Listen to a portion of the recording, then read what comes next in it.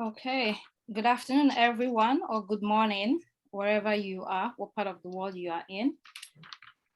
My name is Chiogo Constance Ikoku, and I am editorial lead at the African Press Club.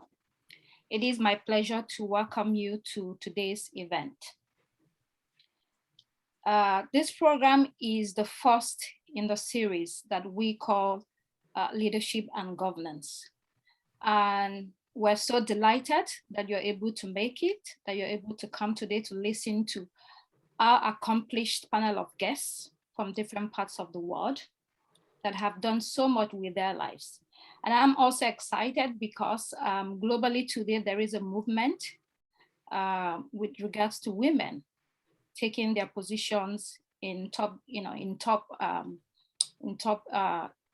organizations all over the world. So we are happy today that we are here to discuss and share our experiences and lessons that need to be learned in order to move forward and to include women in decision making in our different countries.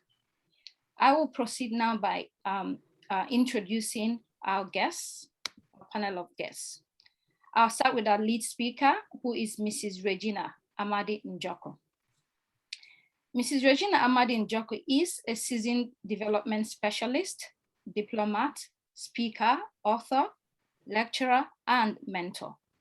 She is a strong believer in rights-based culture and gender-responsive approach to African governance and development.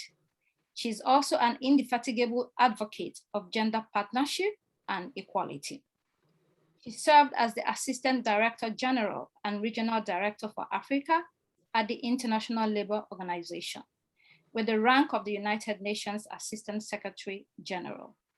She also worked as a project coordinator at the World Bank and as Regional Program Director of West Africa for the United Nations Fund for Women, UNIFEM. It's now called UN Women.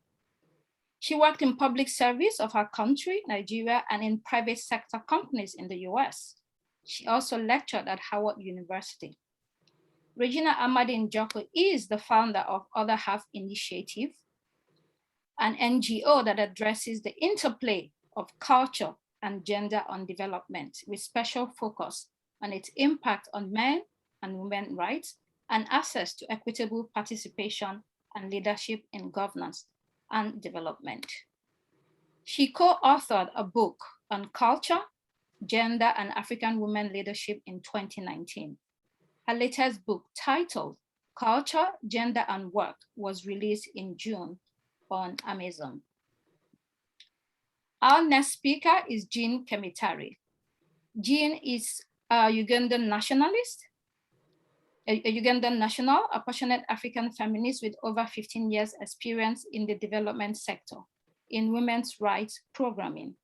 She has expertise and experience on gender equality and women's empowerment, with a focus on prevention and response to violence against women across Africa, south of the Sahara, including program strategy development, capacity building for NGOs, advocacy, and research. Jean has been a practitioner at senior management level over the past 8 years, leading strategic development for the regional GBV prevention network. Jean believes in the agency of African women to not only innovate solutions for pertinent issues affecting their lives, but also to generate knowledge for a global audience.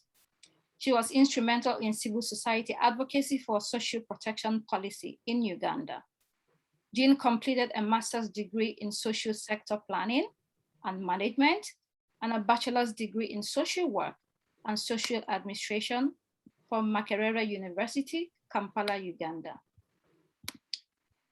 This leads me to our moderator for today, Richard Spiropoulos. Richard is a two-time Emmy Award-winning broadcast news producer and Peabody Award-winning journalist and documentary filmmaker. His industry experience comes for more than 15 years with the biggest networks in the world.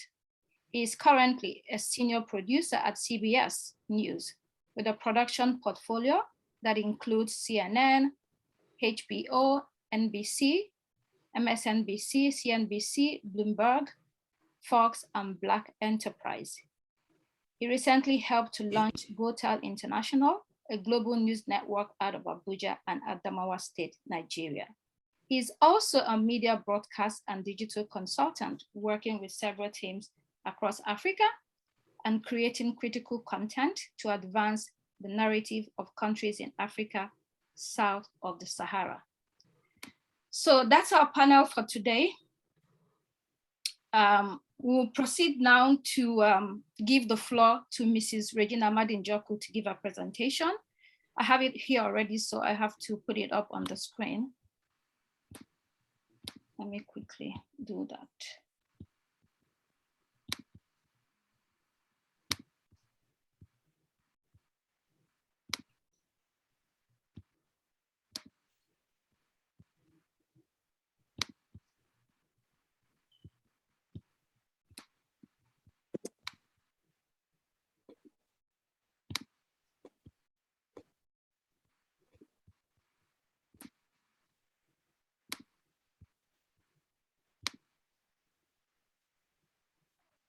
Okay, here we have the presentation.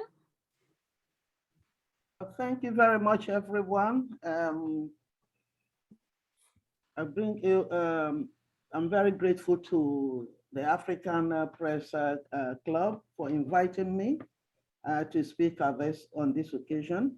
And I really feel honored to be among this team of experts, people, you know, and having Richard among us, if I may call you Richard, and then Jean, and I'm very happy to be here.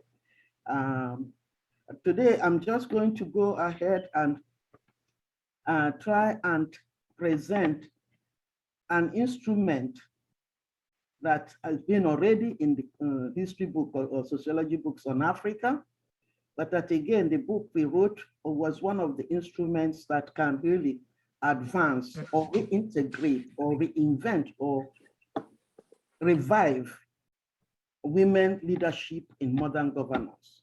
Women leadership has always existed. So that is where we have to talk about it and see how we bring old things that can enhance new things. So I will go ahead now. Please, the next slide. Go ahead.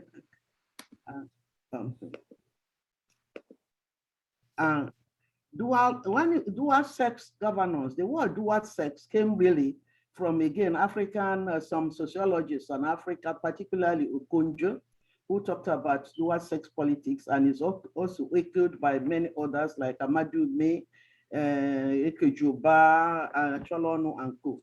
So we look at it, is a culturally legitimate women and men shared governance and development model built on African Ubuntu philosophy of weism and Africa's cosmology of duality, power of two.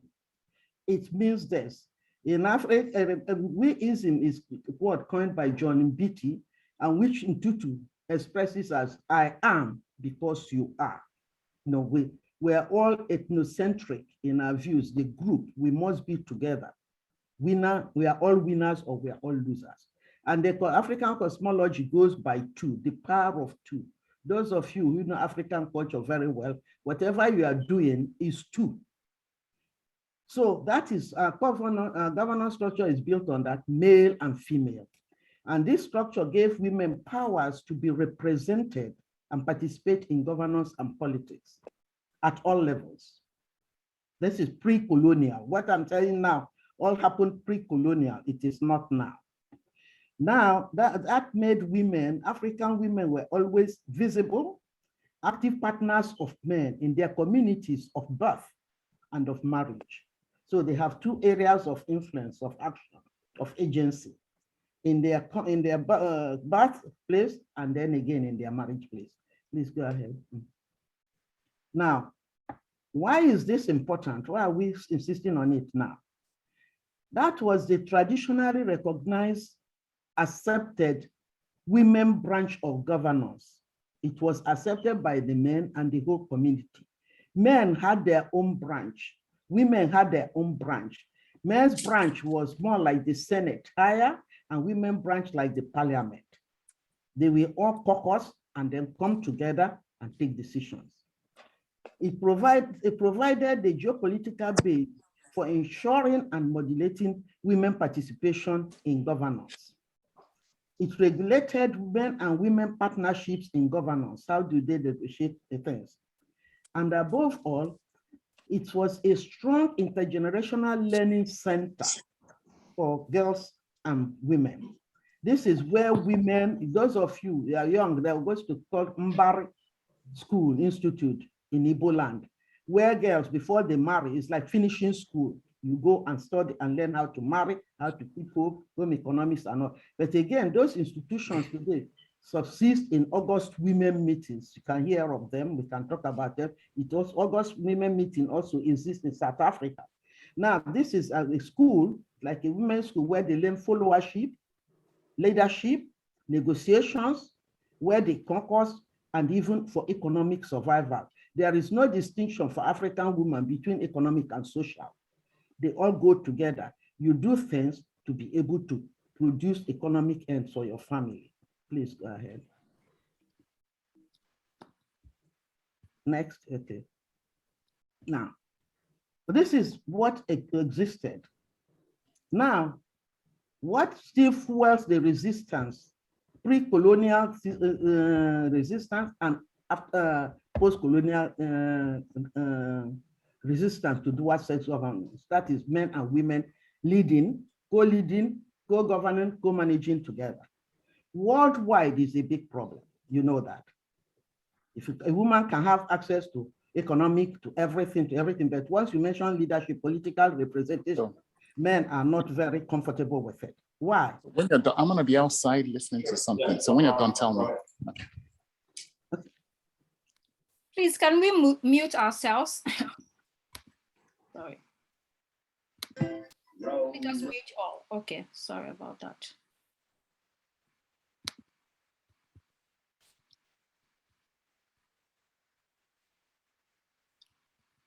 Sorry about that. I'm trying to get back. Sorry.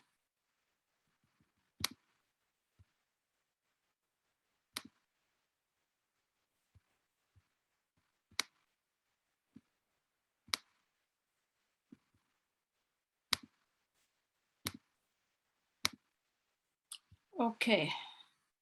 Is that the page we were on? No. Okay, that's the page. Sorry about that.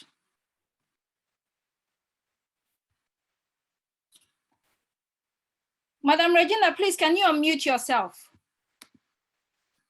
Okay, okay. Can you hear me now? Yes. Okay. What I was saying is that, please go back. We are not on that page. It's fuels. No, no, no. Young. Oh, next one. Yes, please, that's it. Okay. So please look at it.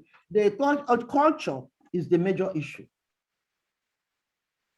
Mao Zedong said, culture directs politics, politics directs economics. Everything is cultural. Wherever you have, everything is cultural. Culture, patriarchal, culture-driven worldviews and mindsets assign higher human being value to males, leading to believe that leadership is predestined exclusively for men. And that is what I have coined to be gender human being value gap. I'll give you an example. In Ghana, a baby boy is born. In Akan language, they said, Wawonipa. Translate it, the woman gave birth to a human being. The male boy, baby boy is a human being. That's why their preference. 100% human being. When and celebrated pomp and pageantry, when a baby girl is born, not much. In fact, the baby girl can lead to a divorce, a dissolution of marriage, if you only have the girls. So the value, human parity, value quality is not there. And this is what fuels all the gender gaps we have. Gender human being gap in rights, gender human being gaps in pay, gender human being gaps in leadership, gender human being gaps in education, health, anything, because the two are not equal.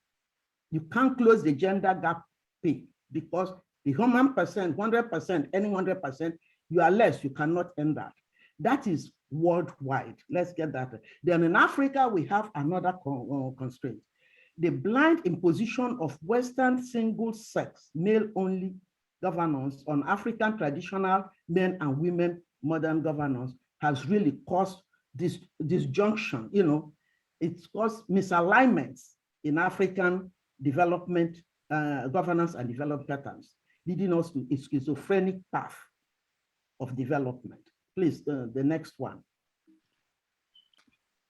The consequences, I just give you 3 consequences of this. First of all, immediately colonial people came in, women lost power.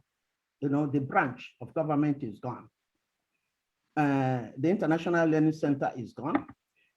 They lost their sorority. They were very class action, focusing is gone. Then they lost their men and women governance partnership structure with the men, gone. Then what we find out we got was undue increase in men, African men patriarchal hold on power and leadership, which is reinforced by the wholesale adoption of Western single-sex model only. We weren't equal with the men in pre-colonial, but there was some equity and there were some instruments for us negotiating equity and maintaining balance. But men knew that. Then the Western came and said, you are 100%, higher than men. So the man had 60%, has now 160% power. So African men are very resistant now to leadership. But there are ways it's happening in the informal sector. I mean that in the formal sector, informal women, African women are still piercing through that sector. Please, the next one.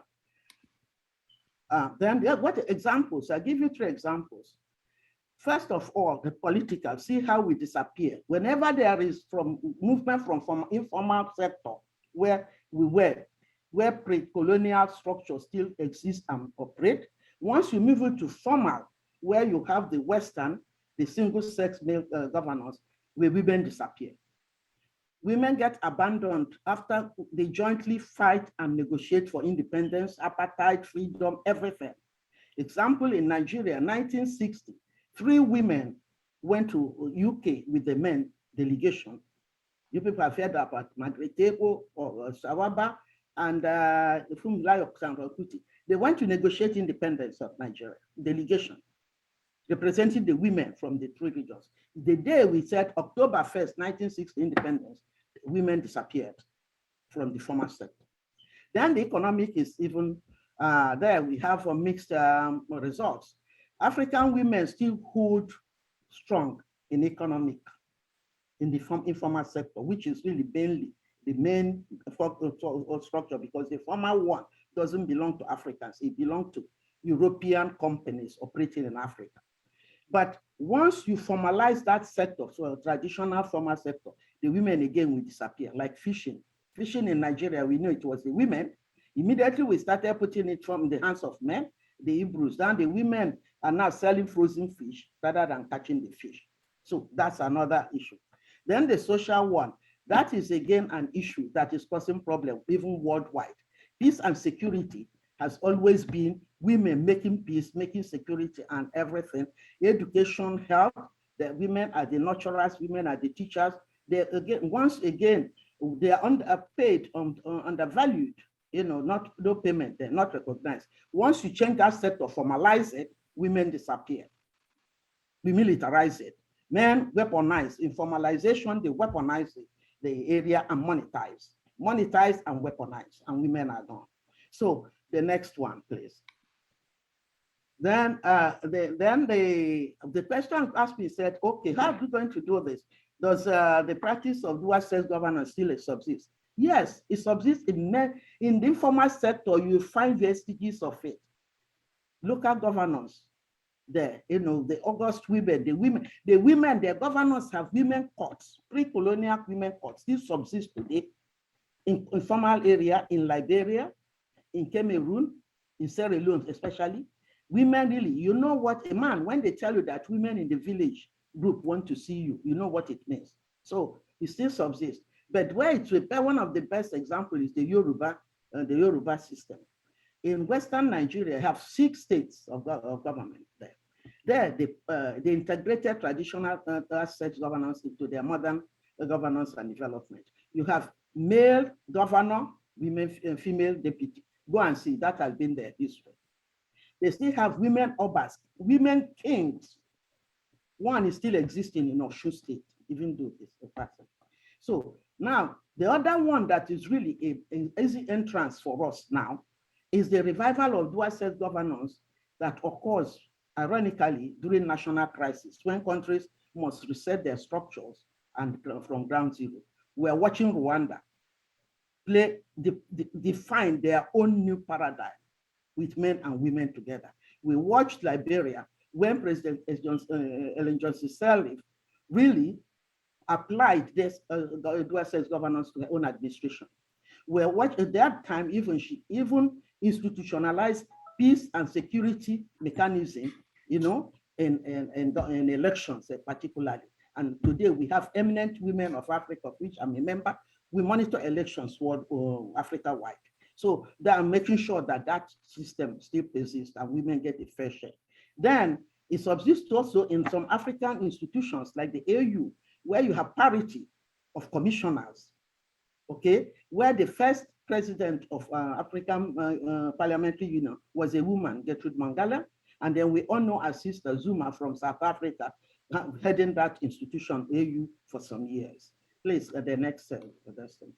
Now, having said all this, I've just given you a glimpse of things. Where do we go from here? We must address the cultural dimensions of women representation and leadership in governance in Africa.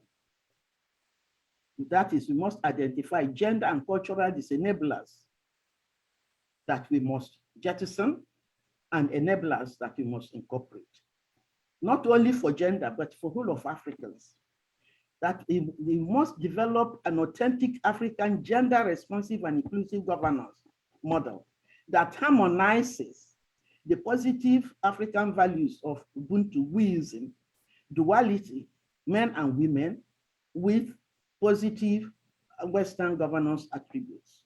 If we don't, we're having a schizophrenic pattern of development in Africa at the moment. And gender is part of that. So then finally, the indigenous African dual sex governance model can be used to soften men like Richard and the young other men on the platform.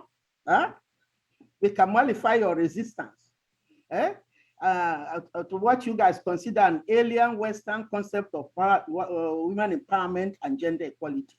What I would like the men to know here is that gender equality, equity, leadership, representation, Richard, existed with you or between us in pre-colonial time. We managed it, okay? You are a loser now too, because you don't have a partnership when you move to the formal sector and left us.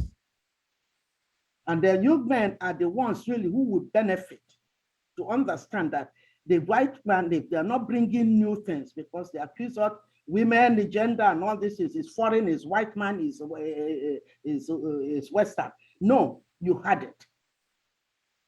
It's time for you to come back to meet our brother and sister, to meet again and look at what our forefathers left for us in terms of governance, so that we can match together to representation, to leadership, and put a new paradigm. We are in a hybrid situation. Africans must know there's no romantic thing. I'm going back to where we were. No.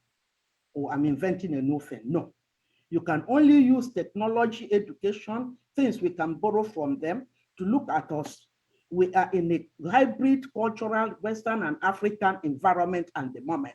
Pick what is best in each one and form your own paradigm that is authentically African, that is rooted in our culture so that you have confidence, okay? And that is rooted in your partnership with your women, and that is rooted in our ethics, Ubuntu, and that is rooted, okay, in our technology. We have a lot of technology that is not really. So that is where I will stop, but I will end with this. I want you people to just remind you that every human being born, male or female, your first teacher in leadership, your mentor in leadership, your guide in leadership, even in governance, and is your mother. And that person is a woman. So your first leadership role model was a woman. And there is no need to exclude her now when you grow up from governance and development. I'll stop this part. Thank you very much. Wow. Thank you so much, Madam Regina, for that excellent presentation. Can you hear me? Let me see. Yes, I'm on. Thank you so much for that excellent presentation. This is a sensitive topic that when you discuss in Africa, men really get agitated, especially when you use the word gender equality or you use the word feminism. They just go, they lose it. They really lose it. But it's something that is important that we need to discuss because half of our population cannot be out of decision making. And so you have touched on very, very important points. You talked about gender paradigms. You talked about the Western gender paradigm and African gender paradigm. You also touched on worldviews, which, according to you is important. Which worldview are you anchoring your decisions, your policies and what you're doing in your country? Is it a Western worldview? Is it an African worldview? Because those things have impact on the decisions or the path that you take. You mentioned traditional instruments for gender equity, which you say that we already have. It's already in the system. What we really need to do is to bring them back and to use them. Or sort of, you also said we're in a hybrid situation now between Western and African. So there has to be a way to merge the two. But the most important thing is that you are the one deciding what you need to do in formulating the policy that will suit your environment. You also mentioned the African cosmology, which is the core of who we are, and enablers for gender inclusivity. So there's a lot to unpack on that. And everybody in the audience, please get your questions ready. When we get to that session, we'll talk more. So at this point, I would like to hand it over to Jean Kemitare to give our presentation. Jean, you have the floor, please. Thank you, Chiogo, and thank you so much, Mrs. Njoku. I'm just going to add to what she has said because we're on the same page. And I'll start from reflection around leadership. Most studies or description about it will have central elements, which includes having a vision, influencing, inspiring, or motivating others to achieve this vision and allocating resources to have the vision achieved. It's described both in some spheres, it's described as traits, so the traits that a leader has, and in others as tasks that a leader, has done. And this also leads to the kind of dichotomy that Mrs. Njoku was saying, whether it is seen as traits or tasks and who embodies which of those two. It's synonymous with socio-economic and political advancement in different spheres. And here we are talking about Africa as a whole. Leadership involves the use of power. And power is the capacity of individuals or groups to decide or influence who gets what, who does what, who sets the agenda, and who decides what. So whilst that is what leadership is and what leadership and what power is involved in leadership, it's sad to say that in Africa, women make up half the world's population, but don't even account for 30% of its leadership. So they're not really involved in influencing decisions that affect their lives at all levels, macro, meso, micro. They are not really involved in that. They're not even near co-leaders of the world. And yet, as we've heard from Mrs. Njoku, pre-colonially, we had dual sex governance where women were more involved. And then going to the why, I'll add on to what Madam Njoku talked about around culture, and I'll qualify this as social norms. Social norms are shared standards of acceptable behavior, like what a community thinks is acceptable. If a community thinks women are inferior to men and therefore deserve to be beaten, that becomes a social norm. And it's shaped to a large extent by beliefs and attitudes and influences, behavior or what happened. So our world and continent, as Madam said, is influenced by patriarchal norms, the belief that women are of less value and worth to men. And therefore, this shapes stereotypes that believe that women cannot be effective leaders. Even when they are leaders, the stereotypes will continue to affect them and affect the judgment of their performance. Turning to traits of leadership, when you look at the traits that are usually put forward as effective leadership, these include traits that we stereotypically ascribe to masculine behavior. So the use of power in a forceful way to get things done, the ideology of militarism, strongman politics, dominion, and override. While traits which are associated with women, including collaboration, empathy, expressing emotion, are seen as weaknesses in leadership. This contributes to the reason why we have less than 30% of women in leadership. Turning to Africa, if we want to look into the mirror, one of the most common statements about Africa these days is an existence of a leadership and crisis and governance crisis, mainly attributed to a crisis in political leadership. It has been described as a cause or caused by limited macro vision of political leaders for their countries and indeed the continent, or limited Pan-African ideology, a decline in moral discipline and institutional breakdown. So it starts from a limited macro vision of political leaders for their countries and reinforced by a limited Pan-African ideology, and then giving birth to decline in moral discipline, institutional breakdown, so many others, increase of authoritarianism, militarism, which gives forth decline in economic, social, and political growth. It's also put forward as one of the major explanations for rampant economic retardation and social retardation and political retardation of growth in the continent. A few statistics: 20 of our 50-something African states are fragile or conflict-affected states currently. With COVID-19, we've had the first recession in 25 years, and we expect of the 1 billion people on the continent to have 40 million at the risk of extreme poverty. That is all attributed to a decline or a leadership, political leadership and governance crisis. So with this discussion, I think it's time to take stock of leadership and advance a balance to the male-dominated leadership that we have across the world and indeed in Africa. It's time to go back to the dual sex governance that Mrs. Njoku has told us we had pre-colonially. Of course, with the COVID-19 pandemic, we've had an opportunity to also take stock of leadership in Africa, and it's also an opportunity for us to push forward for structural change, including dual sex governance, more representation and participation of women in leadership. Looking back, there's a song by Bob Marley, Buffalo Soldier, and he has a sentence a phrase within that song that I really love. And I think it's synonymous with these spaces that the African Press Club is setting. If you know your history, then you know where you're coming from.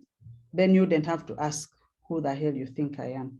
So it's a call for us to keep reflecting on our history. And we've had a very rich presentation from Madame Njoku telling us about our history. Most of us take one side of the story, what we are fed by media and other sources of hidden power that influence our social norms. And yet, if we unpacked history, we would find that things are different from what we think they are, and they're different from the threats we see to African women's leadership.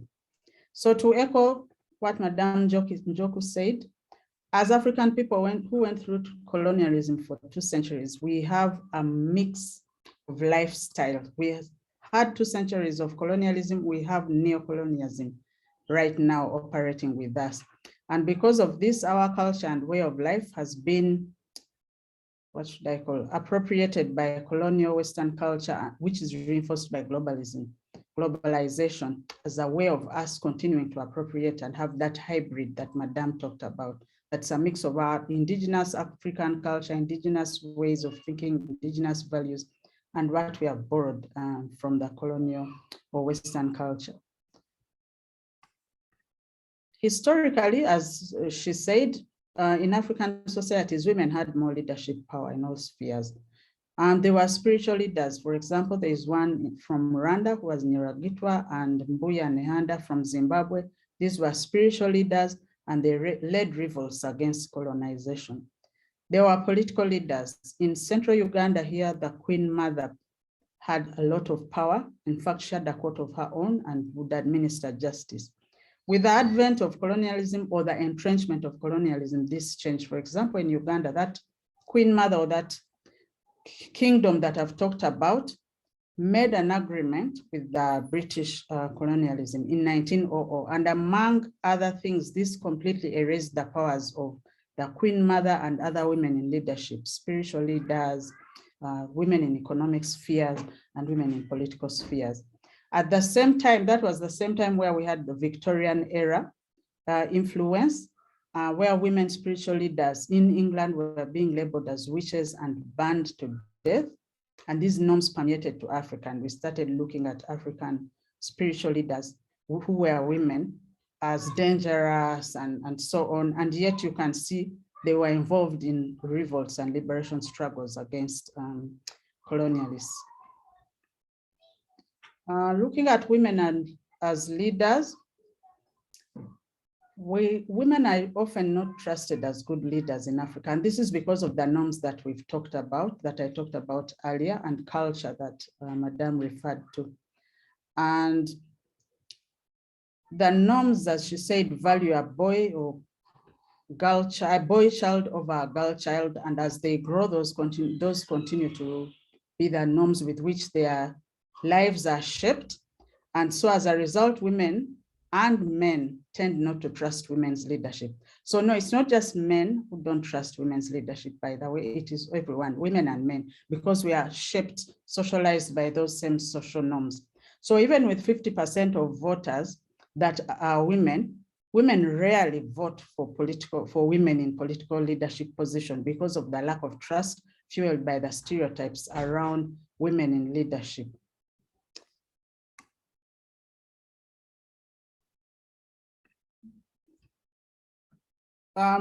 It is my view that the leadership and governance crisis of Africa and development, economic, social, political, will require a Pan-African solution, of which enhancing women's leadership in terms of both numbers and quality, as opposed to tokenistic leadership, is a non-negotiable part.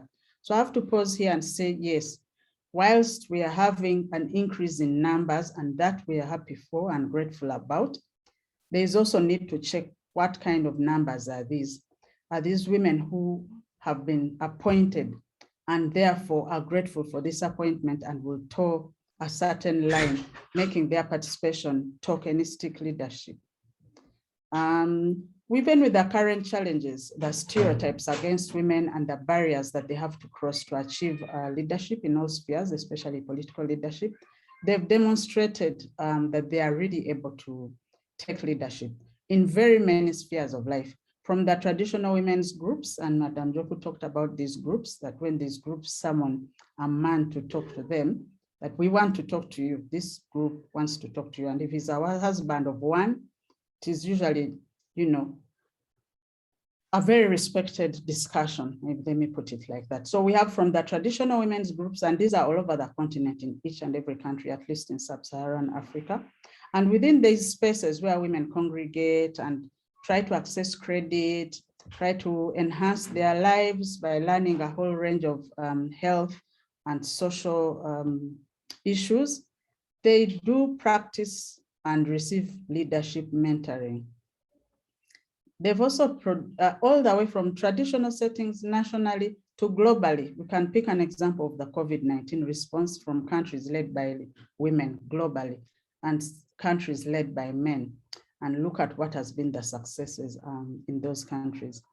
Although, despite all these, women still face significant barriers, the main one being those attitudes that we talked about, but also economic barriers. For example, for political representation, candidates need substantial financial resources, and this is becoming worse as we go along. And these are out of reach of women. So that presents a barrier for them to participate in leadership. As well, global, regional, and national norm, policy, and law setting processes. So for example, UN processes where global norms are set on what's going to happen for gender equality, what constitutes gender equality, which eventually comes down into policy and law, remain exclusive and only accessed by few privileged women who would have to dance to the tune of the piper that has allowed them into the space. And I'll pick the recently convened Gender Equality Forum, a space that was reviewing 25 years or 26 years of the existence of the Beijing Declaration and Platform for Action. It was an exclusive space. And so whether it was representing African women's views is a question for another debate. Pan-African solutions to leadership require our own investment in the work of raising critical consciousness. And that's why spaces like these are really important. It's important for many other African problems, as well as the one of women's leadership, to engage with decolonizing our constructs of leadership. Back to what Madame said, single-sex governance that was imposed on us by the colonial leadership. Yeah, so this includes the important work of addressing attitudes, beliefs, and stereotypes that undermine women's leadership, building women's agencies. So there's a whole range of pieces I'm advocating for, in addition to what Madame talked about. Raising critical consciousness around our history and who we are as a people in terms of dual sex governance, addressing beliefs and stereotypes that undermine women's leadership, and looking at both facilitative leadership and leading leadership as important aspects. Facilitative leadership is usually associated with women's style of leadership, while the leading leadership, for want of a better word, is associated with men's style, and both are complementary to each other. So we also need to build women's agency because they themselves internalize those stereotypes that undermine their leadership and don't participate or don't support women who are vying for leadership position. Creating leadership mentoring spaces, expanding meaningful participation of women, and enacting enabling policy, law, and norm setting spaces, and visibilizing women's leadership. This is part of the work we are engaged in as Urgent Action Fund Africa, where I work. Since 2013, we started with a large All Africa Women's Conference in Malawi, and resultant programs and financial support have continued to support and visibilize women's leadership, as well as building their capacity. Thank you so much. I look forward to the discussion. Thank you very much. Thank you very much, Jean, for that brilliant discourse. I mean, when we look at problems, or when we try to interrogate problems, we have to understand from where the problem came from, first of all, and then you can be able to tackle it in a way that is methodical and systematic. And that's what we're doing today. And the discourse or the presentation you just made delves into the past. It echoes or re-echoes what Madame Regina had said. And you also actually added some other dimensions which are crucial. So for instance, the traits of leadership, men, the male way, dominance, and the female way of empathy. The female way being seen as a weakness, while the male who is dominating is seen as the true leader. That is something we really struggle with in society. And of course, you go back to touch on examples of female leadership, like the spiritual leaders, which in those days was perfectly fine. A woman could lead. A woman could be a god of the river or a god of earth, and is recognized and is prayed onto. But today it's impossible to do that kind of thing because yes, the woman is less. These are things that we have to look at. And you also talked about how women have demonstrated capacity in all spheres of life. We don't talk about that much, but it's something that we have to take cognizance of. And of course, you talked about a mix of indigenous and colonial patriarchy, which has now diminished the powers of the women in Africa further. It's a big problem that we're facing today, and we're going to see how to get out of this. So thanks once again for that brilliant presentation. And I will hand it over to Richard to take it from here. Thank you, ladies. Thank you very much for the, like Constance said, brilliant presentation from both sides. I just have to remind you guys that I'm on your side.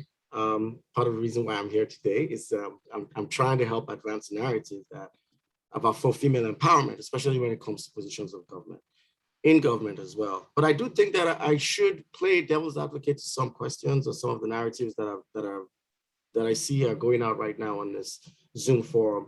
I think on some level, both of you are in agreement with, you have very, very similar views when it comes to the style of leadership we should have going forward, which I find very, very encouraging. I also see the hybrid inclusive style of government that both Madam Regina and Jean were both pushing as well. And to some level, I still find that sorely lacking when it comes to the governments that we see today. But I think, like you both said, we have to start from the beginning.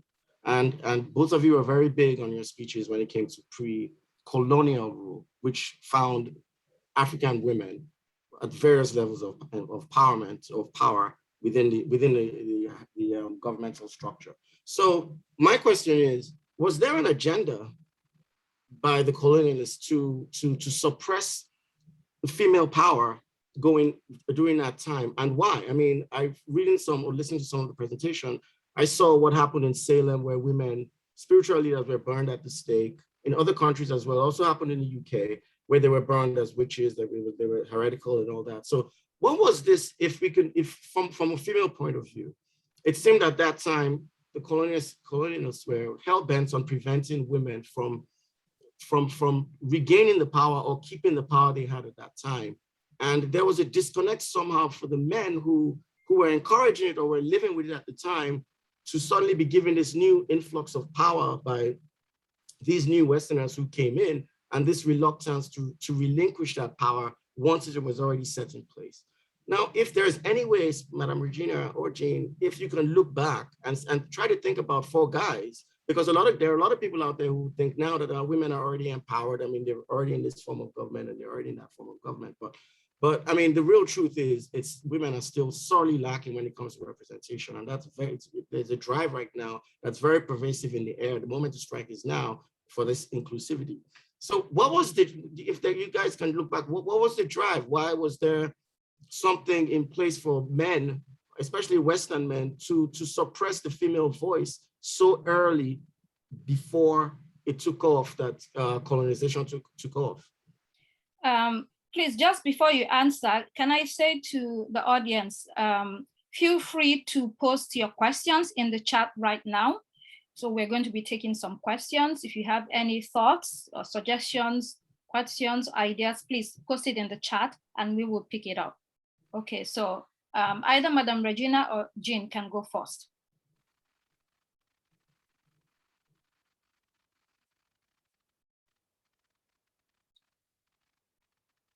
Madam Regina, can you unmute yourself? You have to unmute yourself. I will try to give it a,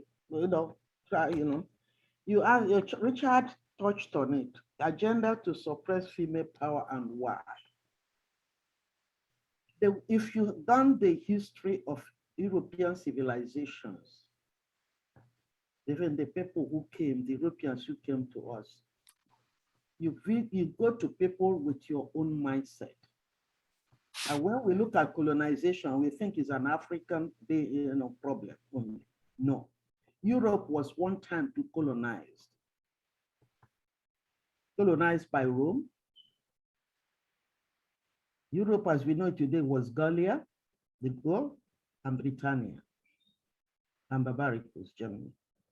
So what they will bring to what the colonization instruments they have is what they inherited from their own colonial experience and from their own worldview. I told you their worldview is homocentric, homo, man, egocentric, I. The individual is at the center of the universe. Is I, the winner takes it all.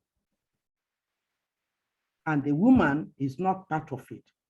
That's why if you look at history and sociology books, the Western woman is invisible in governance. So already coming here. There weren't, I don't think that they have a big agenda to suppress African women. It's just that women are not part of their step. If you guys remember that in, is it the 17th century, Edward Henry VIII changed the whole country's religion because of girl child. The girl couldn't inherit. At that time, women already have been queens, executive queens. The Nzingas have happened. I mean, them about to happen. The lady in Zimbabwe, Rwanda, has already, you know, we've had them because of a dual sex governance. Okay.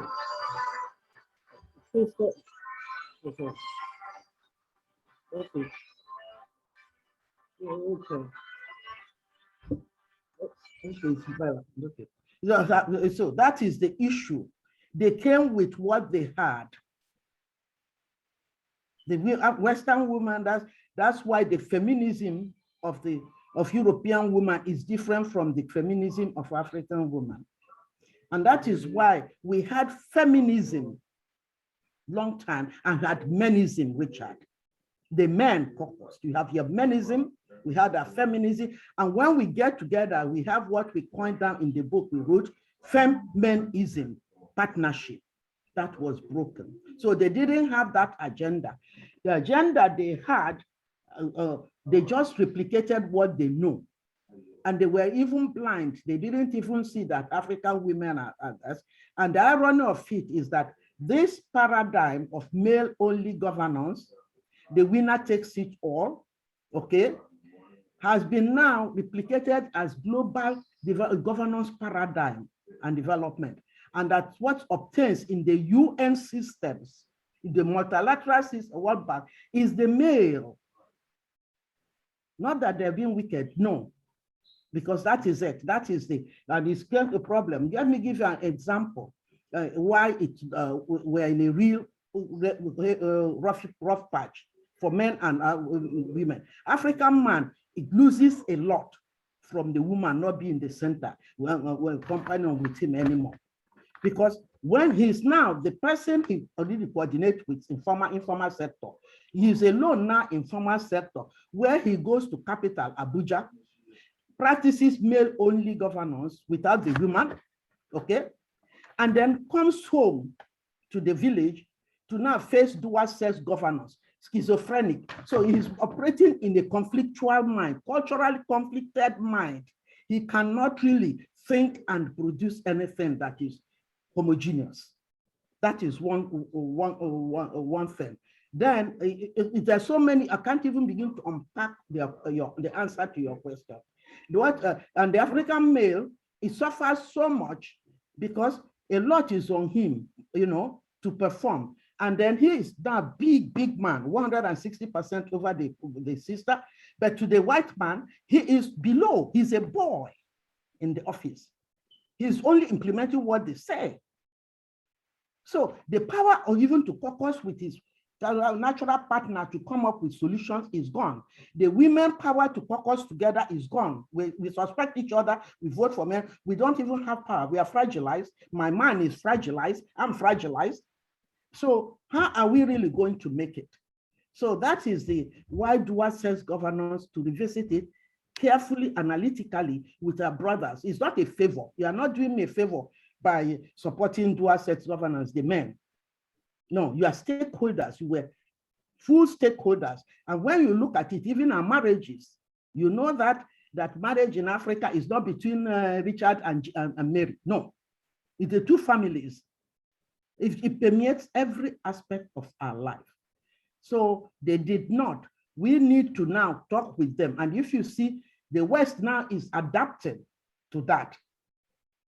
Look at America today, Kamala Harris, the first woman president. But when you look at the landscape of Africa, we have had many women presidents, vice presidents, prime ministers, they're all over the map. Rwanda has the biggest number of women in parliament worldwide before, I think it's number 2 now. So we are there with you men before. Let's look at what we had, which was really effective, worked with us, may not be very adaptable now, but how do we look at it and adapt it now. I stop. I don't want to make a speech. Thank you. Okay.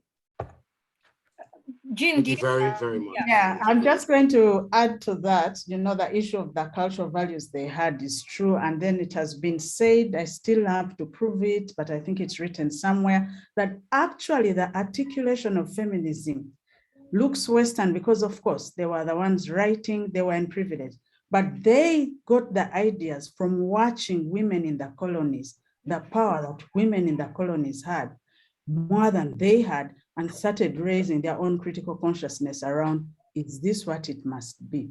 So that's the only thing I'm going to add to what she said. I totally agree to what she said. Okay, I think we have succinct but powerful.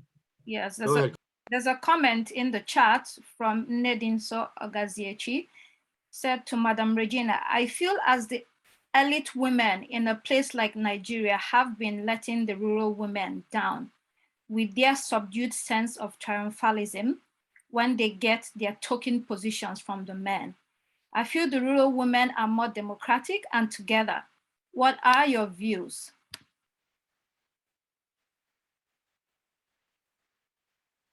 You have to unmute yourself.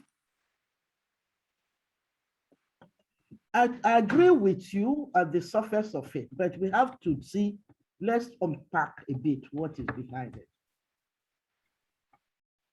When African woman is very, the French word comes to my mouth now, but she's harassed, really. Remember that she had strong power in the informal sector.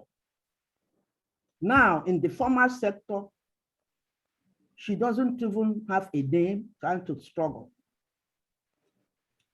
And a man, her partner is now more empowered. And then they said, they bring her in. She doesn't appointative, and they make sure. Let me tell you a story when I was at UN Women as the director of West Africa. Oh, no. I was at the bank then, and then I went on mission to Zimbabwe. The Minister of Economy, Harvard and Oxford trained, said this to me. He said, women, we have them. They had a woman of gender who was a general. What's her name again? Mujuru, Joyce. Joyce Mujuru was Minister of Women Affairs. Strong woman, she was giving them help. They were trying to say that then there was another woman they wanted to put. They said, no, they don't want to put that woman again in industry. She will be like Joyce. We don't want them. We just want to appoint few ones here who can walk along with us. That was what he said.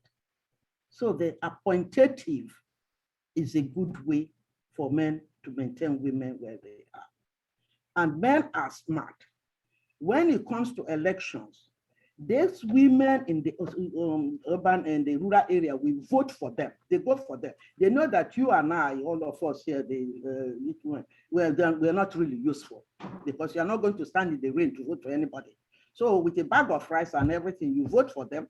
When they get it, now they appoint one of us as ministers. Now you are talking about elite women, and she's there without a geopolitical base. Nobody, she has no constituency.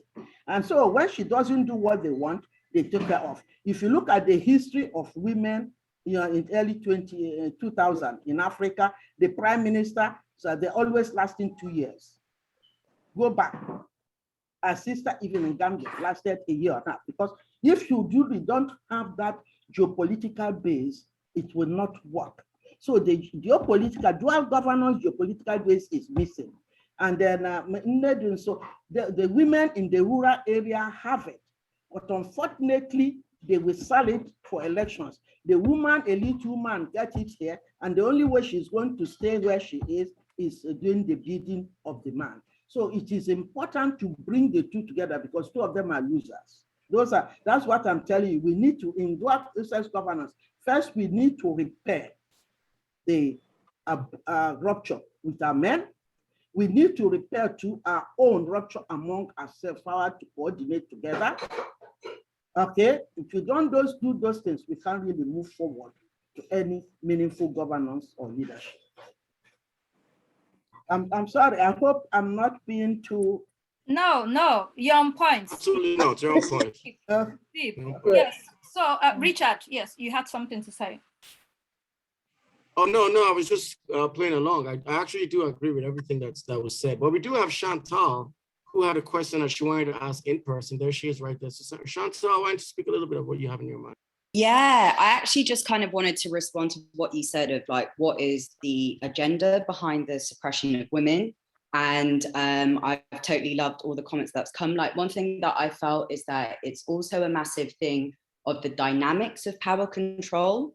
And with the colonialist, imperialist attitude being about domination, and when we look at white colonialism, it goes, they enslaved white people within the feudal system. They didn't count women as being equals in the first foundations of democracy. So it's really been about the male ego competing to get as much power as possible. And so for me, it was really interesting and enlightening to learn about pre-colonial Africa and its different structures of gender equality, especially as a diaspora baby, kind of being sold this idea that actually African culture is also super patriarchal. And then we have this other neo-colonialist structure who will then say, well, we are bringing rights, equal rights to Africa. And obviously looking within those structures and seeing how even within slavery times, how the breaking up of the family and the cutting up between the union of African man and women really being, and this goes into another thing that I would say is part of this power dynamics, is also that in this world, like part of the colonialist agenda also being to cut off spiritual and say that the only thing that exists is the material, and therefore I have the rights to the materials. So if we look traditionally at women really being the oracle, the, you know, kind of leading in terms of intuition and in terms of wisdom, and that then being shut off. And I think this goes massively into the value system of why we're so underrated, why we're told we're too emotional or we're too passionate or, you know, we're being crazies, because this emotional and spiritual world has been cut off. And with it, a lot of our value too. So that was just something that I guess I wanted to add in terms of the power dynamics within it. And a little question would be, I would definitely like to do a bit more reading about weism. So if any of the panel speakers would like to drop some books of knowledge in the comments, that would be dope. Madam Regina actually has a new book coming out, and she had another book that Jane had a copy of. So we'll be very happy to put those books out there and try to promote that for her, because actually a lot of what she said so far is very pervasive and just ripples across. There's a ripple-like effect that's going around the world right now. I also want to add something to that before we dive into the next question. We have another question here that we'll jump into. But you talked about this whole structure of women helping to build Africa, being behind the foundation or building blocks of Africa from time immemorial, including Queen Amina. I mean, you had the what I was really trying to get to was you had the women's riots from Aba that happened in Nigeria. You also had Fumi Ransom Kuti, who also agitated against collecting taxes on women. So I'm just trying to see if the old white masters from before, the colonialists from before, actually see women as a problem for leadership. And this is Madam Regina too, and to Jane as well. Did they see this fierce determination for equality even back then as a problem going forward? And does that actually add to the narrative that that's a reason for why they try to keep these the voices silent? Because I do see there are no stories about historical women that, you know, they're just unsung. And that's basically the way to put it. I mean, all these strong, brave women, fierce women who actually they were just pervasive. They were there at the beginning of, you know, even during the negotiations for independence, like you said during your speech, they were there, and then all of a sudden they got written out. There is no history, there are no movies, the books are very few and far.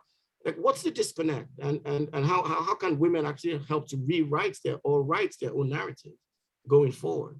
Like, who's promoting the books of these women, and why aren't they there? And why aren't women doing anything to push that forward? If I may be bold enough to ask that question. And I'm just playing devil's advocate. I'm not, I'm not chastising anything that's happened so far. Okay, so what we'll do is let's take a couple more questions so they can answer them at the same time. So apart from Richard's question, we have, let's see. I thought I saw a comment from Josie says, Ngozi Okonjo-Iweala is an example. An example both for rural and elite women, as well as the colonial world. Maybe there are comments on that from either Madam Regina or Jean. There's also one from Mabatho Motsamai. I hope I didn't butcher your name. He says, I'm also considering that good governance measures have never included women representation and gender equality in leadership. I find that women in such countries battle more resistance, not only in leadership structures, but also within communities due to confirmation bias informed by patriarchies. That's pretty interesting as well. And this is from Amara to everyone, who says, absolutely awesome contribution, Chantal, regarding the feminine emotional and intuition piece being cut off. She's piggybacking off of what Chantal said, which was good. And then this is from Obi, who says, unlearning and re-educating our future descents by redesigning our early learning educational institutions to reflect our rich cultural treasures. Now, all these comments here are tying into everything that Madam Regina and Jean said earlier on. So let's hand the floor back to them to see what else they want to add before we come up with new questions of our own. And Jean, we'll hand this one over to you. All right, I'll start with the first question that you asked on why are we not seeing enough stories about the powerful women in Africa, while colonially seeing women as African women as a threat going forward. So once I talked about power, being part of it being who decides what the agenda is. So people who are powerful have several different mechanisms and ways of deciding what the agenda is. And that includes invisibilizing the story of other groups. And that has happened over, I think there are now 4 centuries or 5 since the advent of colonialism, where anything powerfully African is erased and the narrative of the jungle and the primitive savage African is elevated. Because why? Who owns the media? I know you work in the media. Who owns the media? Therefore, who sets the narrative? That's why we have problematic issues like what are the standards of beauty? Because the more Caucasian you look, the more you are described as beautiful, whether it's in your skin tone or the chiseling of your features and so on and so forth. All that is something that has been eroded over centuries of what the good in Africanness and also the good, bad of Africanness being a story that we expect and we like, and the erasure of what has been good in Africanness. So you will not see stories of the less powerful people in history unless we go back and dig for them. So all those women that you've mentioned, they're very powerful women, spiritual leaders, political leaders, economic leaders, in all spheres. You will not see them. You'll have to dig a lot in order to find them. You will not see a lot of books written by African women or cited by African women because of the same thing of who sets the agenda and who thinks that agenda is interesting. If you were pitching a story in an international global newsroom, and it's about the power and strength of African women, as opposed to the victim, poor victim with torn clothes, begging for money, I can bet with you which one would be taken faster by the editor. So that's the problem. That's why the powerful stories are not surfaced. I won't take that bet. All right. I won't take that bet. You win. You win that bet. I win. You see, so that's why the stories are not visibilized, and that's why I say this space. I like it because it's conscientizing us, and we should embark on decolonialism because that's what has happened, and that's a source of a lot of hidden power. We do not realize it, but it influences us day by day, and so we have those stories erased and not appearing. Yeah, so I'll hand over to Mrs. Njoku for the others, because some of them are really directed at what she said. Thank you very much, Jean. I would like to take up what Richard pointed to, which is not really considered.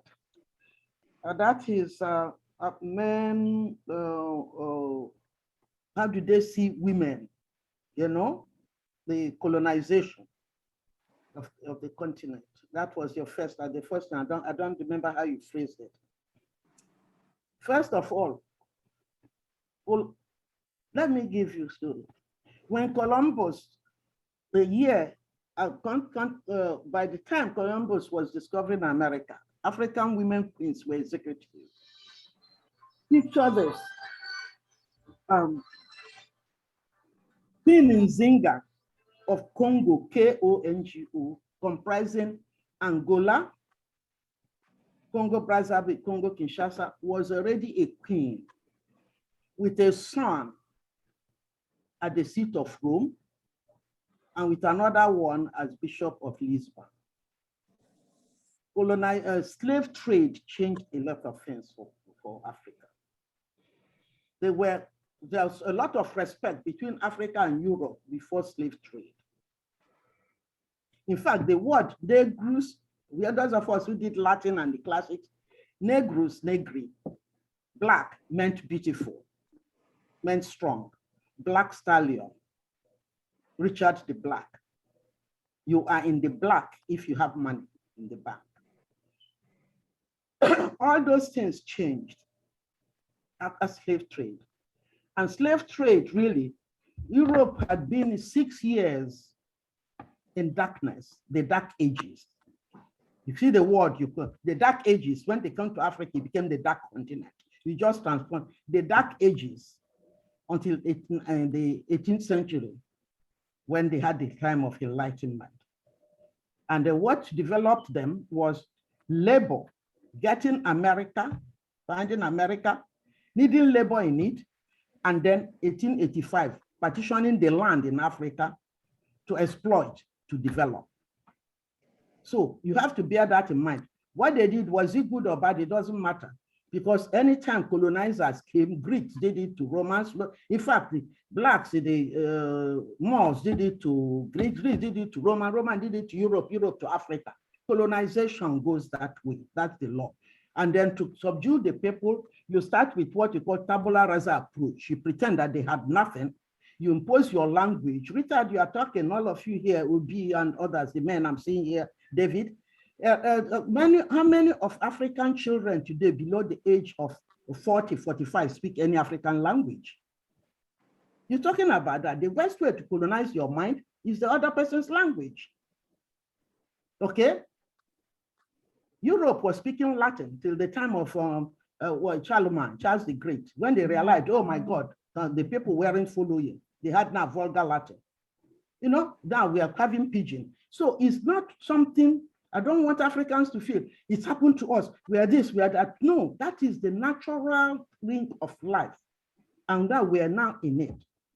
So we have to come out of it. So the person coming now to colonization, the person who is, because of dual governance, the slaves were able to resist. The woman, African woman, Black woman will always resist and protect her family. The same thing happened in Africa.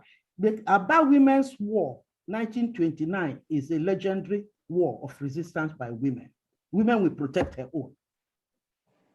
They are the ones who really started the first resistance before even independence. They knew this is really colonial time. Aba women, 2,500 of them, you know, some of them were killed.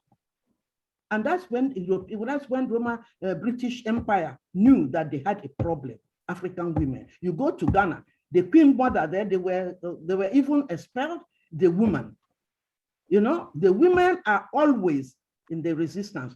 And then the white single-sex men over there don't know how to handle this dual sex governance, and these women in this thing. And you can see it today. There is sort of tension between Black women wherever they are and white men. Okay, so those things are things we need to sit down and unpack and see how we begin to heal and then work with them. They need us, we need them. Where the world today is an osmosis, it's symbiotic, globalization, you can't get away from it. But are we going to go continue in it as consumers, consumer of idea, consumer of language, consumer of everything? Are we going to go into it as contributors with our own toolkit, our own natural resources? Africa has 50% arable land in the world, 30% of all minerals in the world as of today, when the whole world is suffering. So it's up to us. And our youth, we depend on them. And we've end up saying that this, the women, anybody, black mama, anywhere she is, even the man, she told you your feet into this, and we are losing it.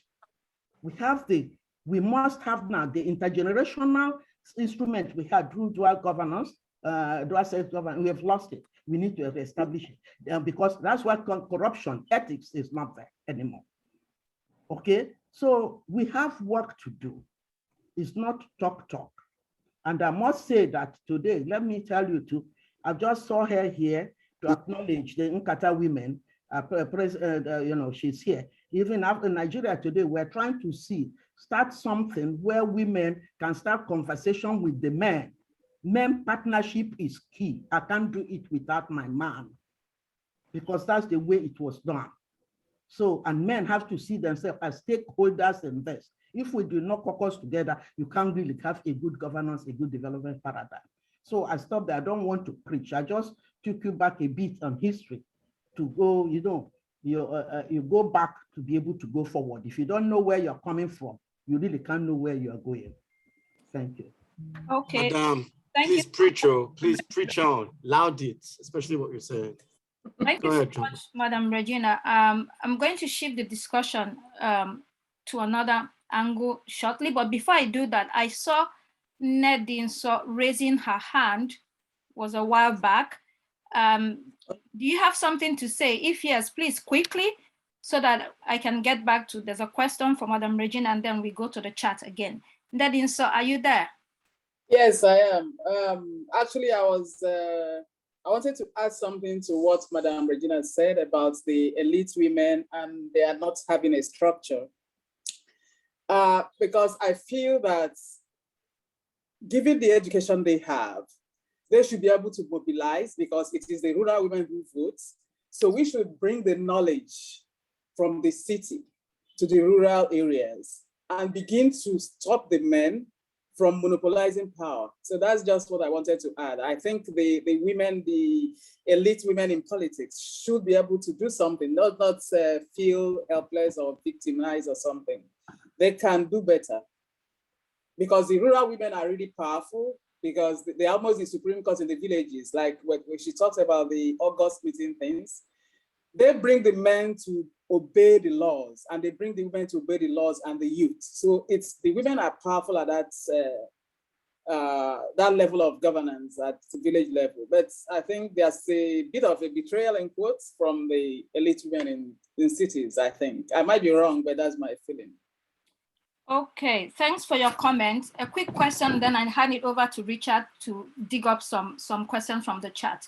So my question is, Madam Regina, I would like you to speak to us or expatiate on African cosmology, because it looks like it's the core or foundation of who we are, and like you say, your spirituality and your culture dictates other aspects of your life.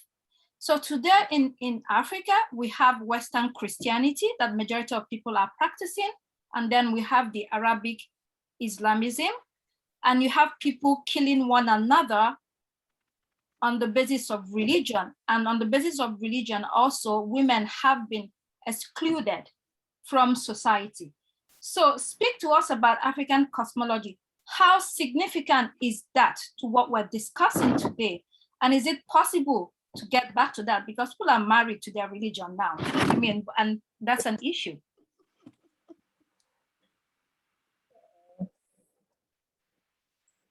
That's a real tall order, but I'll give it a try. You see, we are all practicing religion, and religion is not it. The most important thing is your relationship with your maker. African was Africans' life was ruled by two things. If you remember, things fall apart. Okonkwo had to commit suicide because he has really broken the two laws of Africans. One is the law of Ubuntu, humanity. Onye aghala nwanne ya in Igbo,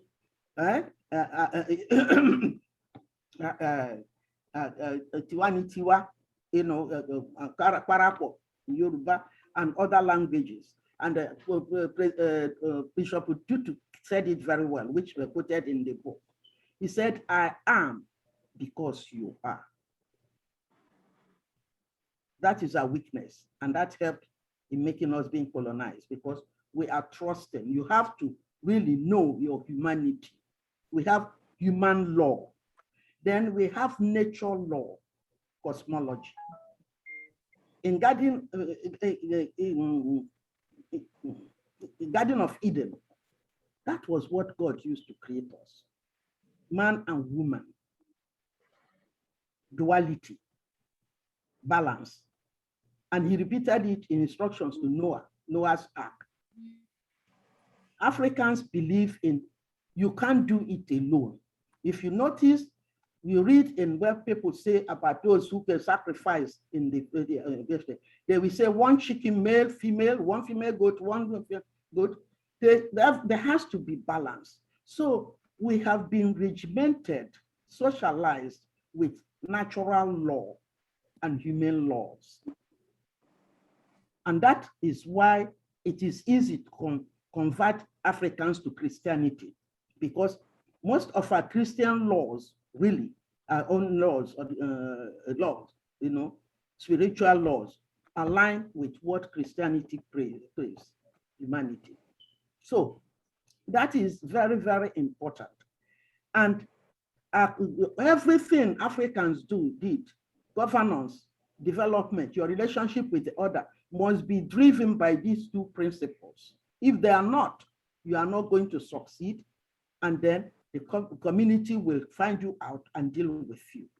That you didn't have ethics. But my grandmother used to tell us that when they were you don't even need to put anything marketing and put somebody to sell. You just say how much it is, put it there. People will buy it and give you the money. But we've lost those things, because before it was we are all losers or we're winners. Now we're dealing with the winner takes it all. So that is what is really driving politics in Africa, driving development, driving everything, the I. And the I may be good in a hybrid time. The I is good because the Western came with the human rights, but the we too, if they are not together, if they are not bipartisan, as Biden is saying, if you are not by this, it's not going to work. So that is something, my dear Constance, you raised that now. That is something that we must know. So putting your head on the ground 4 times as a Muslim, or holding the rosary as a Christian, Catholic, or Bible, or this, all that are external expressions, is what is in you. And when you know that you are not, even our kings in Nigeria, if you have immoral, if you have committed abomination, nobody will tell you that it's time to drink some poison. It's an issue of conscience. We are losing it, and they're calling it religion. We're politicizing everything. It's not really, that's not, and Christianity, based on Christian, those of us who are Christian, is that because that the person, the Redeemer, he preached this and lived it and died for it. Then again, our gods, we have gods, who are really have these kind of qualities too. So I like the way even the Yorubas proceed with religion. They are looking at it too from the white man's point of view and from their own. How do you merge your belief? If you're a real African president with the 2 laws, nature and human, you will not be committing any kind of criminal issues or corrupt issues. A man will not be, raping a little girl, violence against women, all these things. Why? Because you consider her to be less than a human than you. So those things are things we need to work on. Africa needs a good institute of gender and development issues. We've been talking about it. How do strategic studies, how do we look at ourselves and say, this is who I am today. I'm not of yesterday, but this is what my grandfather had I can take, and this is where I want to go. These are technology things I want to borrow here. How do I reconstruct the new Regina to move on, to be owned so that people don't own me? Those are the kind of things, and some presidents are doing it. And I don't feel bad, really ashamed to say, people like Nana Akufo-Addo of Ghana, president of Ghana, the one of Rwanda, look at them, they're trying to do it. Others are doing it that even my dear sister Jean here will mention. We need to, and women have to be part and parcel of this process, or else it does not work. Thank you very much. Tiogo, I want to, there's a question you asked, is it possible to get back? And I don't think we should romanticize ourselves about getting back exactly, because times have changed and we have merged colonial values with our own, with religious values, which are also, you know, from the dominant religions that we practice. But for me, I think it's a question of the discernment and understanding where your gods came from, what happened, why do you look at them as evil spirits now, who fed you that narrative, and having that choice of, so I am choosing to follow this particular strand of faith because of ABCD, not because I think these are evil spirits and so on and so forth. Somebody fed me that narrative. That's what I would say. Okay, Richard. Thank you both. Thank you. So we have some more messages coming in through the chat. I'm just going to read them out for anyone who's actually not following them. This one is again from Inedian So, who says, Richard, there's a socio-cultural group in Kata Indi Inyom Igbo just had its annual inaugural conference, and they tried to dig out the historical women who excelled in various fields. She says, personally, as a political journalist, I have been digging up such women and constantly referencing them. Women must tell our own stories. And I think that's very, very profound. And I think if you can provide some more information as to how we can find more in this group, I think it's excellent for women to be able to tell their stories. I'm going to ask something, play devil's advocate off of that in a minute, but I also want to go through some of the other comments that are here too, because we have to wrap this up pretty quickly. I guess our window will soon start to close. So it says, this is from Obi, who says, it's true that we live in a hybrid system, but as long as we're sitting within the box that the colonists constructed around us, we are robbed of a perspective of time prior to the colonial reign that realigns us back on track. That's very profound too. And Chinedu Brown says it's beginning to look like part of the colonial strategy of keeping Africa down is a subtle support of the colonial masters in keeping women in the background. This is because they are aware of the power and focus and resilience of women. We therefore need to go all out to start mentoring women of all ages to desist from accepting tokenism in our dealings in politics, governance, and economy. All these are very, very heavy, profound statements. And this last one comes from Onyi, who says Africa needs to rethink the idea of aid and development from the global north, as long as African countries continue to believe that we need certain kinds of development, i.e. white ideas, that will continue in this valley of neocolonialism. These are all good. And Obi finishes up by saying the Europeans came to Africa. When the Europeans came to Africa, women were chattel. This perspective was naturally imposed on their colonies, and men were seduced by these pseudo-perceived powers that now in hindsight had undermined our political and cultural sophistication. And if no one has any question to ask, can I go off of that about women having their own voices? I think part of what Jean said was talking about the pandemic and have women shown leadership when it came to this. And I find that people like Kate Bingham, who led the vaccine drive in Europe, in the UK, and made it very successful, has been very underreported. I feel also Jacinda Ardern, who is also the Prime Minister of New Zealand, is also another woman who's been on, her work has been understated in terms of like showing leadership qualities that actually translated to good leadership when it came to driving the pandemic. And also, there was also something I was gonna add when it came to all of this. Women also, I find very, as a guy, male, I find very confusing. You have a sexist like Donald Trump, you know, or seeming sexist because you don't really know what's in his mind. who came into power based on women voted for this man and put him in power.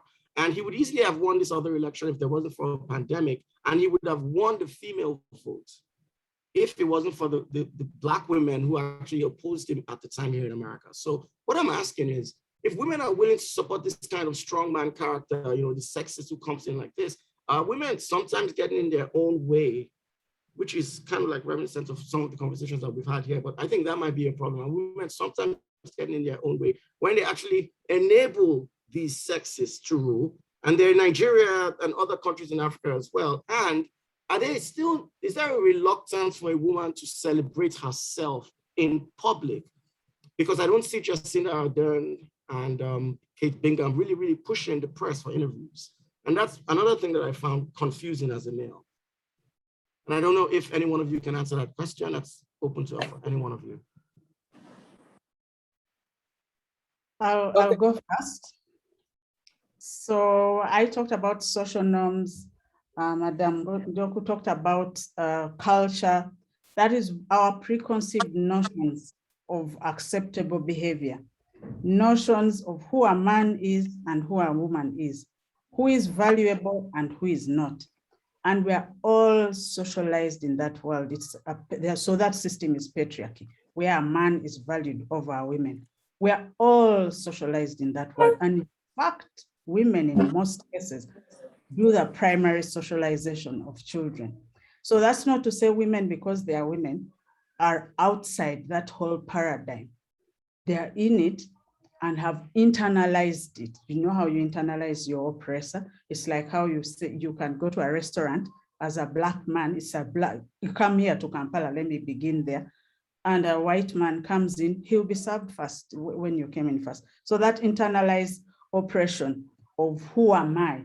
And so that's why you then have these women that you said are voting, not just Trump, across the world, are voting, these men that you're like, are you kidding me? It's because of the limited raising of critical consciousness to understand, is this system natural, God created, or was it created by a certain group to preside over another? And how is it benefiting and helping me? Without unpacking, someone on the chat talked about learning and unlearning, or unlearning and learning. So we have to first support ourselves to unlearn the oppression that has been internalized within us, that we are less value, and then learn that we are of value in order for you to have women like Jacinta calling for press reviews, because that's not necessarily a feminine trait.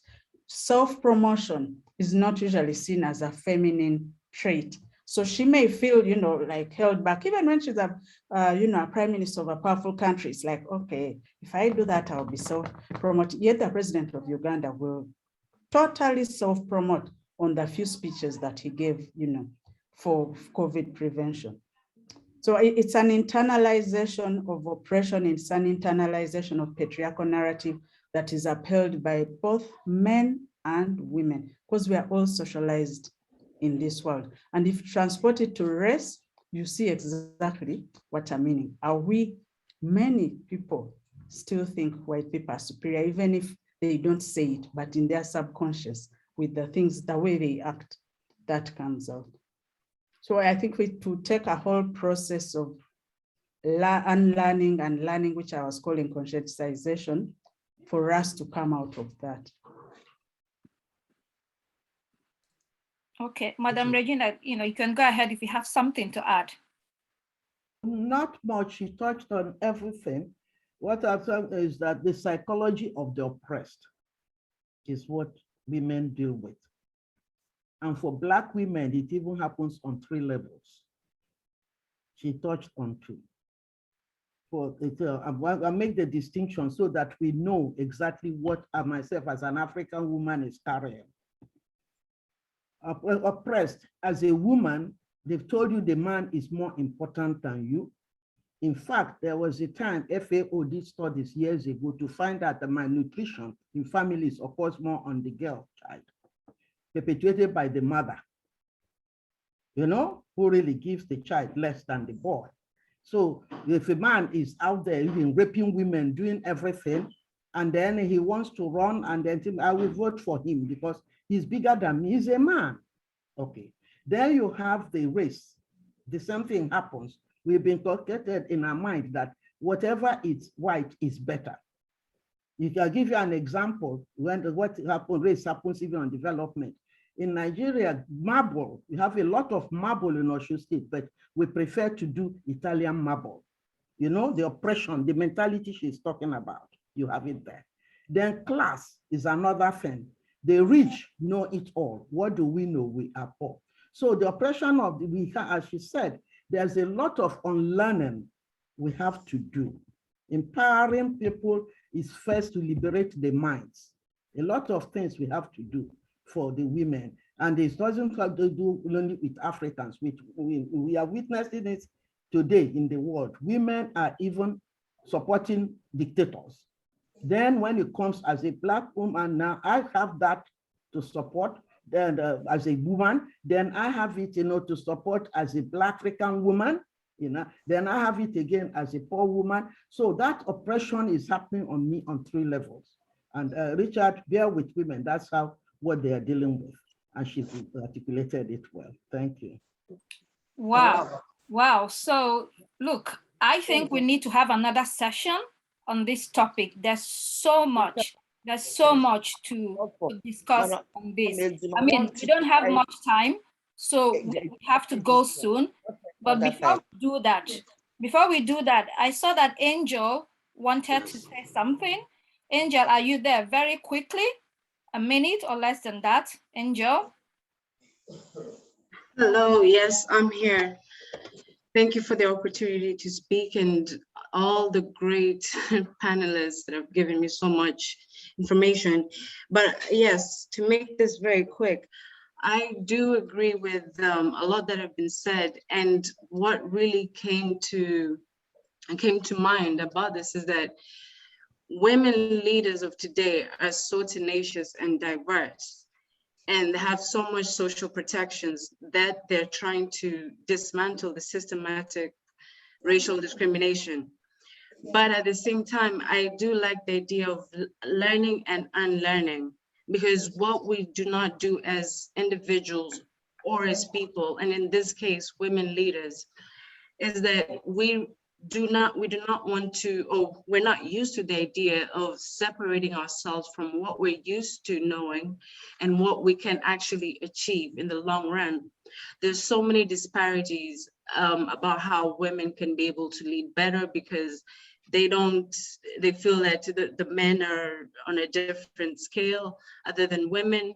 But what I would say, and also encourage the other women in this group, and for the men to also learn, is to give the right for women to actually be able to take out what they're able to do with their potential. And that is why I love this chat, because it is unlearning, it's helping us unlearn things that we had in our mind as women, and remember that we can learn things that are actually positive and possible for us to achieve. So thank you, and let's keep spreading the word about that. Appreciate it. Okay, thanks very much, Angel, for your contribution. We will need to have parting words. There's just one last question from Joy Batusa, right? Joy asks, how do we embrace the process of change? So I'll ask that question to both Jean and Madam Regina, and also your parting words as we close.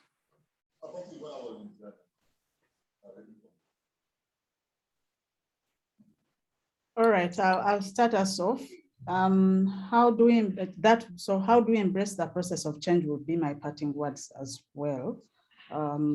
It's exactly what Angel has been talking about, engaging in processes of learning our history and unlearning a narrative that we've been fed, and embracing the fact that women are as good leaders as men, and we need to go back to the issue of dual sex governance that was spoken about. That's how I'll wrap it up.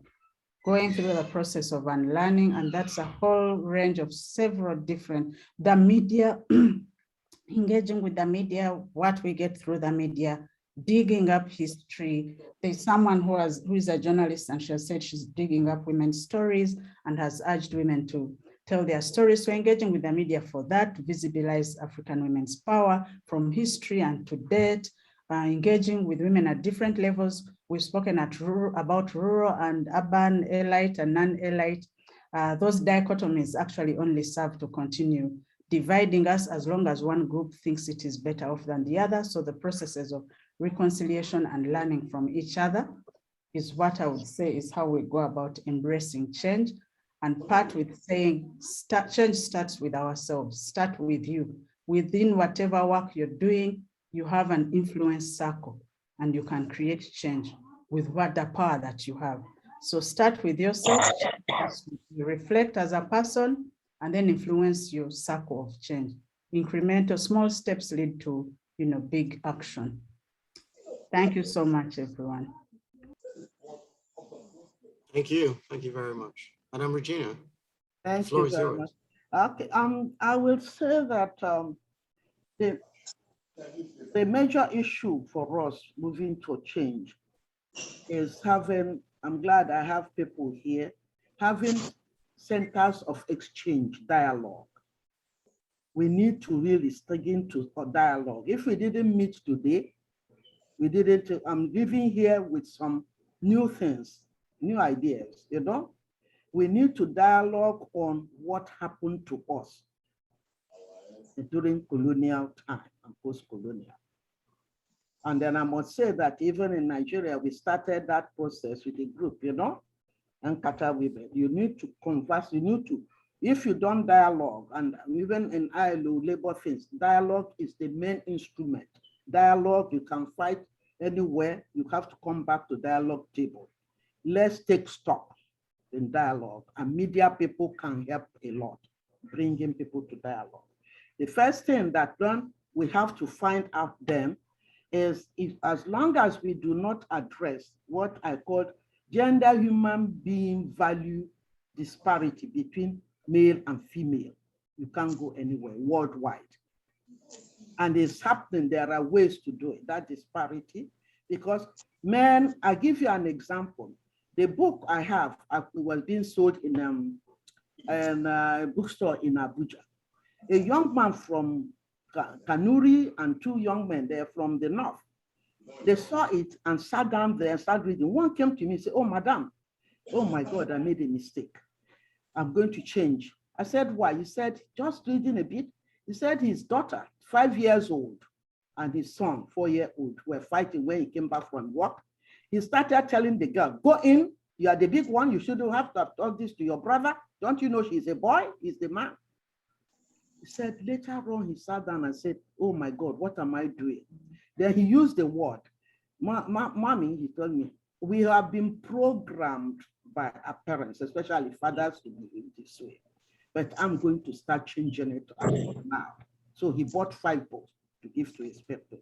So that is where you say, my changes on learning, as Jim was saying, is very, very important. Then men have to feel as stakeholders. Everything when you know that partnership is terrible is when you look at a man who has lost a wife, a widower, at the burial. He looks lost, something has happened. Nothing will be together again. But when you look at a widow, that partnership we had, men's stakeholdership in my well-being, in my gender equality, for his own sake and my own sake, is a beneficiary. That we had in our grandfather's time must be established. And then coming to what everybody's saying now, best practices. We have now best practices of dual sex governance in modern governance. Where are they? Where can we get them? What made them happen? So that we learn, and that we end by saying, holding up our women who have accomplished in all areas, especially rural women. If you go to markets, you will find out that those women, when we're dealing, market women when I was at the World Bank. They are stock takers. You go to market, you said, I need this. The one say, I don't have it, but wait, Mama Rose has it. They have instruments, they have knowledge we have not been able to capture. So everybody, those are best practices in the marketplace, in the farm area, in local governments and in area. That's where we end. I will end up by saying, thank you very much, African Press Club, for giving me this opportunity. And it's a great pleasure meeting Jean on this platform, having Richard moderate. And then I'm seeing on this place, beautiful women and men. Some of them I know. I thank you very much even for listening and for coming. Thank you. Wow, wow, wow, wow. Richard, do you have anything to add before I say goodbye to everybody?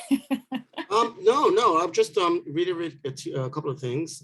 Thank you very much for giving me the opportunity to ask a few questions. I feel like we had so many more questions we wanted to ask, which is a big reason why I think we should do this again and try to get the message out there that this is the forum to actually come to if you're looking for real ideas in real time happening right now to try to make some progress. And case in point, I would say I just looked at, I was reading a message here and it was from Chinedu who says, I was shocked yesterday, 27th August, when at the funeral service, a woman got up in church at the end of the service to give a vote of thanks to guests.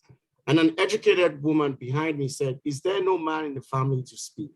She said she was shocked and she told her so. These are some of the reasons why it's very, very important to unlearn some of the things like these dynamics structures that have already been firmly imposed in our genetic makeup, which we have to like unwind, uncouple, unbuckle before moving forward. So this is why I think this press club is very important. And Constance, thank you for the work that you're doing. And hopefully we get a chance to actually do these things again. And with that, I just want to thank everyone for joining us, and hand the floor over to Constance. Okay, thanks very much, Richard. Thank you for moderating. Thank you everyone for coming. Still on the point of how do we move forward? This dialogue space is very important, but much more than that, I think our educational system needs a shake-up, serious shake-up. What kind of books are people reading? What are they exposed to? That's where we begin from the primary school. What kind of history are you reading? What are you reading? What are you being told in school? So we can in our spaces have the institutes and all of that, but I think the schools are very important institutions of learning that are there already that needs to change the curriculum and so many other things that they do, because they have so much power and impact that they have on kids from when they are young. At that age, they can be indoctrinated and they carry that on for life. The other thing Onyinye mentioned, aid and development. I want to piggyback on that. Yes, what is development? All this so-called development we're doing, people give us wonderful PowerPoint presentations, we import them, and we wholesomely try to implement them. And it never works. If it works, the last 60 years, we would have been flying up there. It never works because something is missing, something original and fundamental is missing. And that's why we're having this discussion today. The women have something to share. The women have something to give, to contribute. So they must come to the table as well. And we have to define our own development. What is development? You have to define what it means to you. Once again, it's been a wonderful time for me. I hope that this was worth your time. I hope that you're taking away something from today. If you would like to get more information about future activities, please drop your email in the chat and we can add you in our mailing list for next time. You have some updates. We have events regularly. Thank you to our speakers once again, Madam Regina Amadi Njoku, Jean Kemitare. Thank you, Richard, for finding the time to be with us today. Thank you, everyone. I hope that you have a wonderful, lovely weekend. I request that you come back again to the African Press Club when we have future events. I hope to see you. I look forward to hosting you again. Thank you very much. Have a lovely day. Bye. Bye-bye, everyone. Bye. Bye-bye. Bye-bye. Thanks for joining us. Thank you so much. Thank you, Madam Regina. Thank Thank you, you. Jean. Bye.